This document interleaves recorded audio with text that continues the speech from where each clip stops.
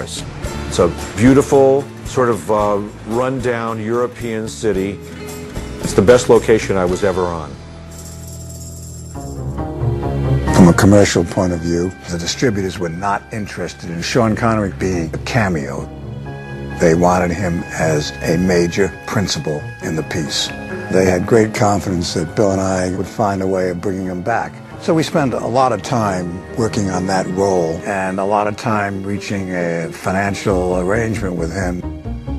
At the end of the day, he was getting $3 million for 6 days' work, which was a serious chunk of change and required us, from a scheduling point of view, be so careful in how we scheduled his time to get him fully in the picture.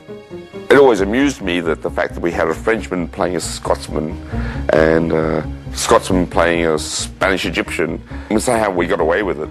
But it was very important because I think the bond between the two actors and the two characters became very special.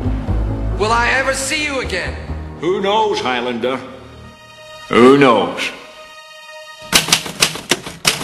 When Highlander 1 was over, nobody thought about, let's make a sequel. The reason it was very difficult is because they cornered themselves as just one movie. I was mortal, I could have babies, and I was in love with a woman and being able to live a normal life. End of story. So what do you do now? How do you come back and be immortal again? And that was the problem. Monday morning quarterbacking is always so easy. Hindsight, you know. If I personally had to do all that over again, I would try to work the ending of Highlander 1 so that it wouldn't appear as though it had all been neatly wrapped up. There would be kind of a cliffhanger kind of quality at the back end there to take one more smoothly into a sequel. And we were not overly enthusiastic at killing Ramirez. It seemed perfectly natural that he would have another part to play in Highlander 2. You had to go again with MacLeod, and they elected to have MacLeod be very old, and then through a set of circumstances, be turned back to the immortal that he was. I mean, you can take it anywhere, but the core idea is the hero lives forever. And what's that like? It's a franchise that can just go on and on and on. It just depends on the quality of the material. The luster of Argentina's vibrant charm could not conceal the country's old world ways.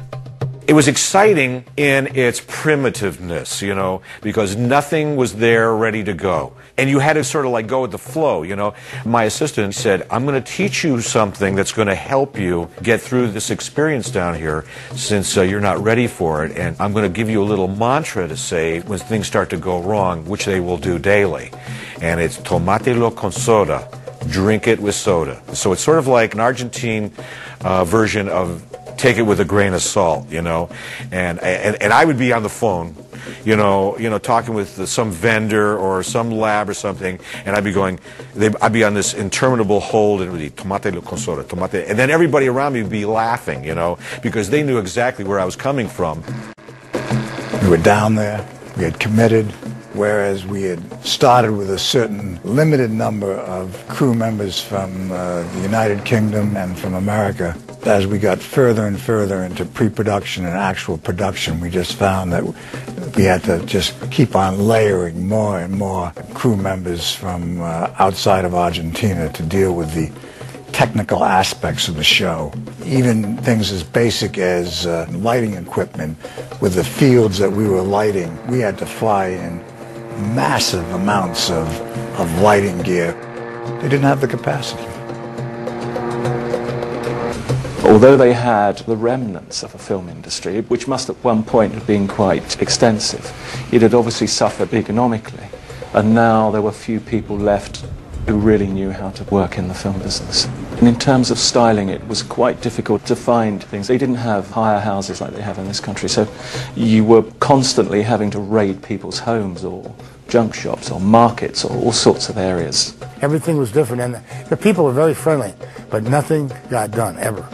And you really had to do it yourself. And the biggest kick was, when they said lunchtime, it was like 5 bottles of wine on each table, and you're talking about the key grips, the builders, and everybody. If you didn't get your shots done, the major shots, before lunch, there was a major slowdown after lunch.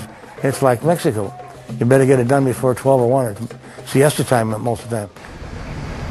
I've probably come closer to getting killed on Highlander 2 than any other project.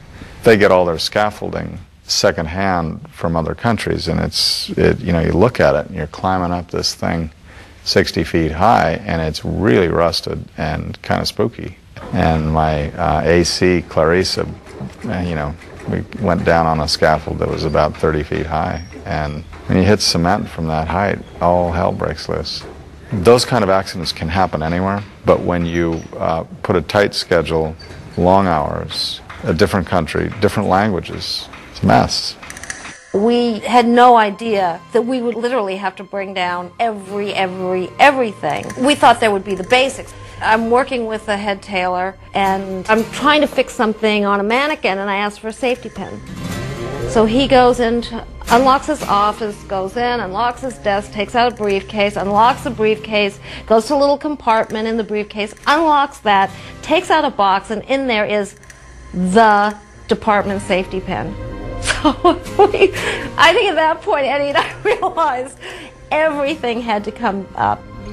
And your day is very ambitious, and the way Russell shoots with all the tracking shots and the crane shots, and you know, all this stuff is very complex, and if people don't get it, instinctively know how to do it and have a lot of practice doing it, it can just take forever. I think Highlander 2 maybe was the wrong film to shoot there. I think if you go there, you should be a film that actually is set in Argentina, because all you have to do is turn the camera on and it looks wonderful. But to maybe try to create a science fiction, fantasy world down there, I don't think the infrastructure was there to really do it properly. And you don't know that you're in trouble until you are really into it. It's only when you're on the floor and you have to make your days that the truth really comes out. And when you're into it, you know, up to your mouth, and it's a constant struggle to keep from drowning. A lot of ideas were thrown around. You know, Bill worked with Brian Clements on the story of this movie. Part of me liked the idea of him having come from another planet. 3 men of the planet Zeist, hear me. It was a very, very big leap away from what I would describe as the frame of the film. I mean, we were laughing a lot on the set about, where are you from Zeist? And because, you know, but we were just cornered. And in some ways, the more cornered we were, the more stupid things we had to come up with. We made a choice to attempt to answer a question that the audience had asked us over and over again. Where do these guys come from? How did this all get started? Well, you know, it probably wasn't a question that we should have answered. And maybe we didn't do it in the best possible way. Right. In fact, it's well known that the dark-haired ladies...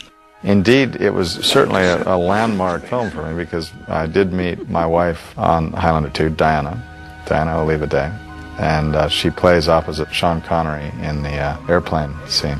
You know, we were introduced on the film, met each other during the filming of that sequence, and got to know each other quite well, and then lost track of each other for... Then about 5 or 6 years later, life brought us back together again. In fact, Bill Panzer got us together, and we got married, and the rest is history.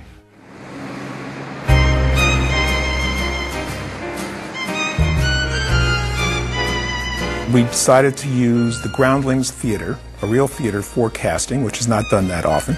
And Christopher was very involved and very generous, and would come in and would read with the women who were up for the part. He would also read with the bad guys. Hello. It was a help to be able to look at people on a stage where you had a kind of Art Deco metropolis. It was important to see an actor within a potential concept of what the sets are going to look like. It's probably the only time that I've done casting like that, and it was much more of a theatrical type casting. But I think it was a really good way of doing it. I felt that interviews are always handled much better in a theater-like arena.